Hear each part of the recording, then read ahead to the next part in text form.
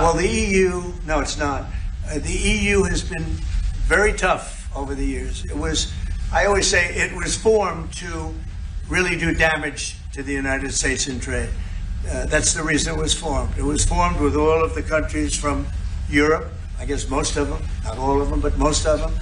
And they formed together to create a little bit of a monopoly situation, to create a unified force against the United States for trade.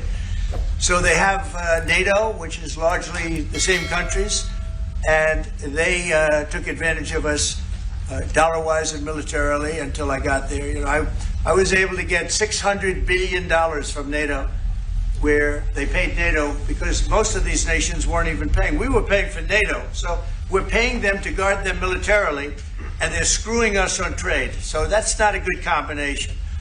So now it's really turned around. It's the opposite, and the European Union's been very bad to us.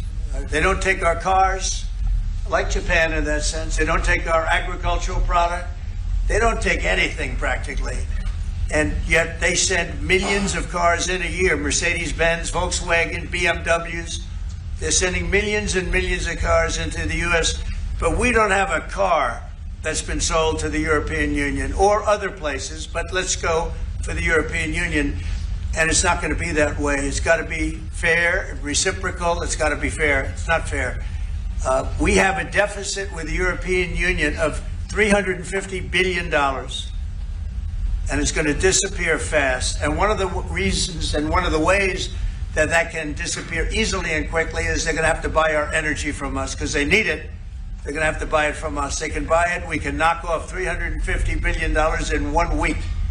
They have to buy and commit to buy a like amount of energy. And we have that.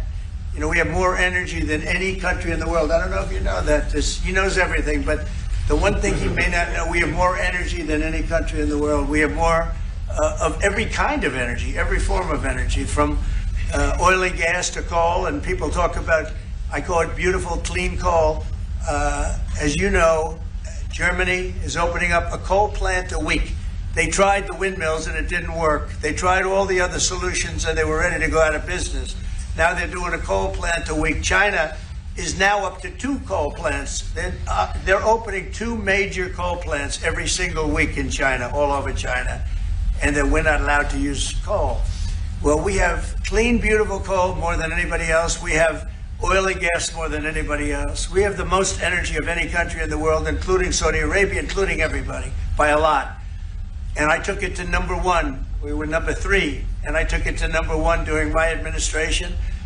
And the reason that we were hurt so badly and the reason that we went into such incredible inflation during Biden is energy.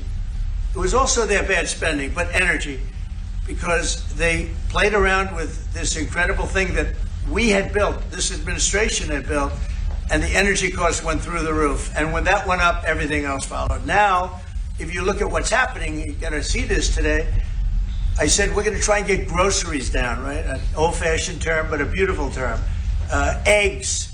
So when I got in, the press went absolutely crazy the first week. They said, eggs have quadrupled in price. I said, I just got here. Tell me about it. And Brooke Rollins and our team did a great job, and eggs are down now 79%, and they're all over the place.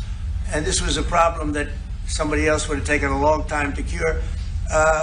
We have energy is down. We have interest rates are down. We have groceries, meaning food is down. We have everything is down at levels that nobody ever thought possible. Energy looks like it's going to be in the $2.50 a gallon range and maybe below that for a car.